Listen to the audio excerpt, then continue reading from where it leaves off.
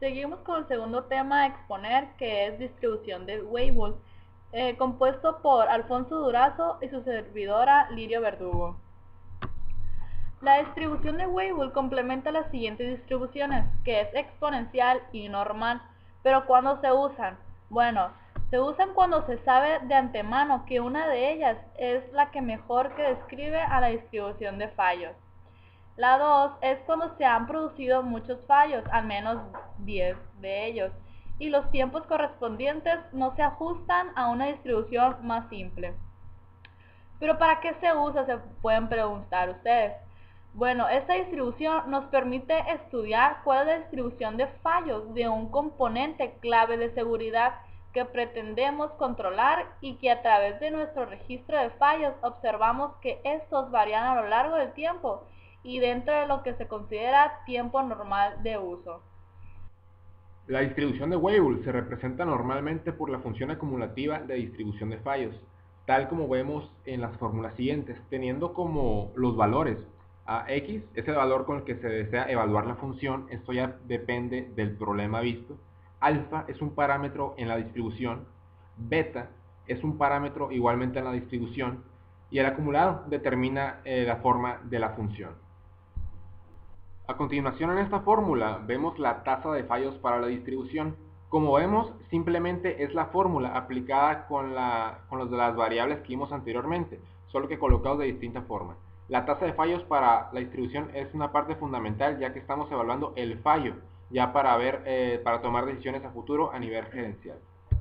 Ahora veremos la interpretación física de los constantes que aparecen en la fórmula anterior. Pero pues mi compañero ya les explicó un poco de esto, pero aquí se los explicaré brevemente. Que T es el parámetro de la posición, N es el parámetro de escala y la siguiente fórmula son números aplicados simplemente. Y beta es el parámetro de forma y representa la pendiente de recta, describiendo el grado de variación de la tasa de fallo. En las siguientes diapositivas se mostrará mediante gráficos el comportamiento de la distribución de Weibull.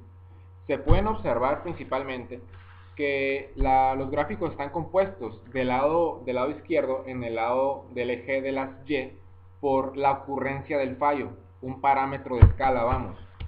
También se puede tomar como la varianza dependiendo de lo que el investigador quiera buscar en la función.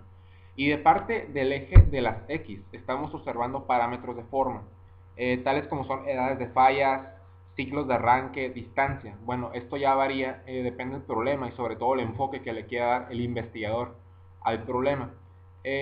Cabe decir que las gráficas en la distribución de Weibull juegan un papel fundamental, ya que por la misma complejidad de las fórmulas, las gráficas vienen representando de una manera más fácil todo lo que es el mismo análisis. ¿Qué nos quiere decir esto?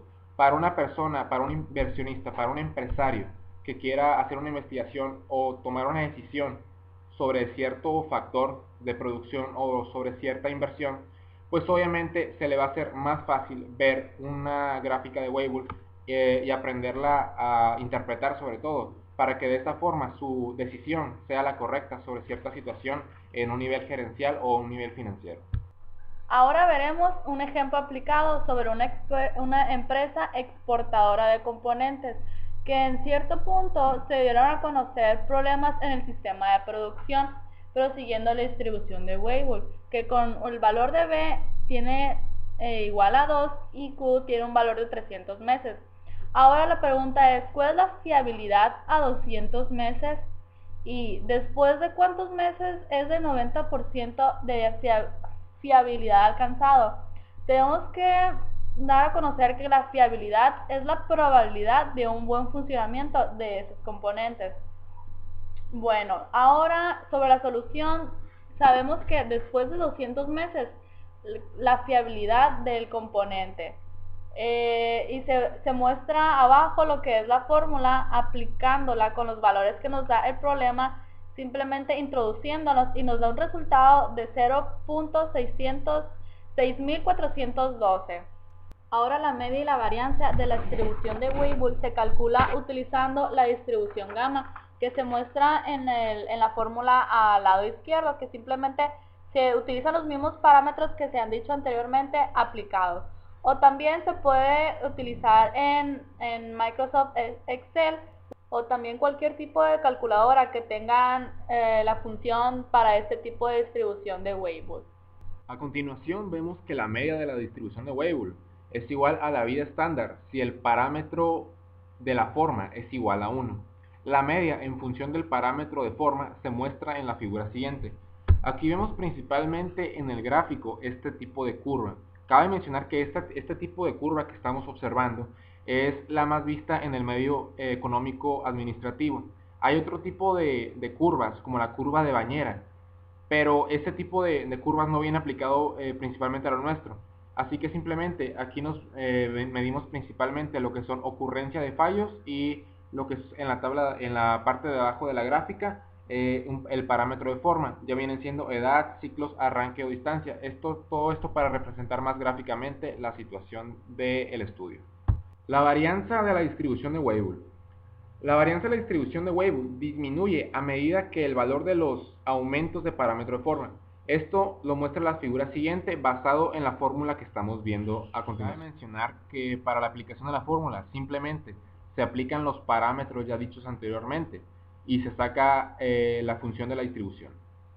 Ahora el ejemplo es el siguiente. La medida de la fiabilidad de muchos de los componentes es el tiempo medio para fallar. La electrónica de consumo de la empresa suelen anunciar el tiempo medio para fallar de los productos. El tiempo medio de no es una medida engañosa debido a la variación del tiempo de no distribución no debe ser considerada. Para alcanzar la misma fiabilidad con una mayor varianza requiere una media más grande. Pero ahora, considere la posibilidad de dos componentes, A y B. El componente A tiene un tiempo medio para fallar de 4.645 horas y el componente B tiene un tiempo medio para fallar de 300 horas. Si ambos componentes se venden por el mismo precio, ¿qué componente se debe utilizar para maximizar la fiabilidad en 100 horas? Y pues esta pregunta no puede responder sin saber más información sobre la distribución del tiempo al fracaso.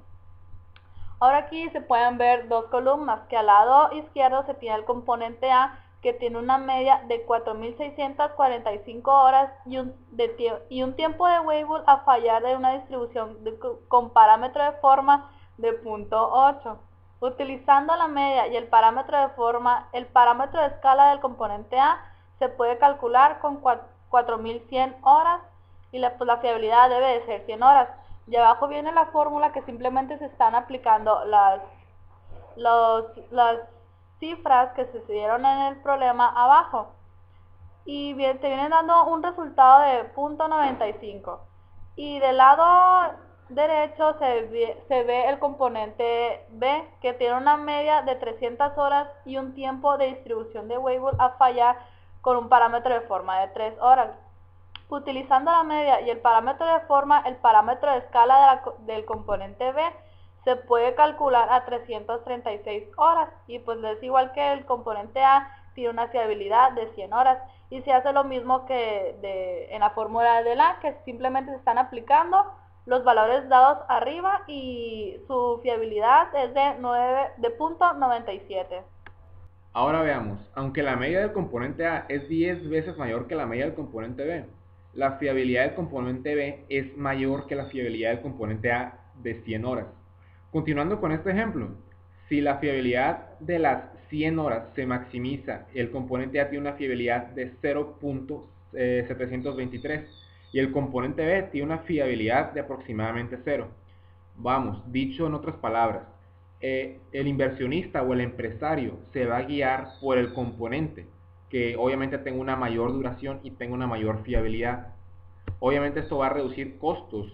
Además aquí se puede ver de una manera muy clara cómo en decisiones bastante simples de esta, por ejemplo, decir cuál vamos a elegir, el que dura menos o el que dure más. Obviamente elegimos el que dure más, pues porque nos va a convenir más como empresa y más económicamente en cuanto a la inversión. Simplemente es una forma muy práctica de aplicarlo a la vida de un negocio y al enfoque que estamos buscando, ¿no? Al enfoque de negocio y comercio internacional. Ahora concluimos sabemos de que esta distribución es realmente nueva, pero es usada en varios sectores. en especial en el económico, ya que es una gran herramienta en el momento de tomar una decisión, generalmente sobre una compra o una reparación de un factor de producción. Todo esto usando datos sobre el registro de fallas del componente a largo tiempo. Y pues sabemos que esa distribución es un factor clave a la hora de tomar decisiones gerencialmente. Y pues como dato curioso, es en que la calculadora de Weibull es una herramienta estadística de mayor uso en el medio económico financiero sobre el análisis de la situación de fallo en cualquier sistema. Y es aquí donde concluimos nuestras dos exposiciones sobre los temas de distribución de Fisher y distribución de Weibull. Espero que haya sido de su agrado y que nos hayan entendido. Por todo les agradecemos mucho su atención. Muchas gracias, de verdad. Uy, ¿listo?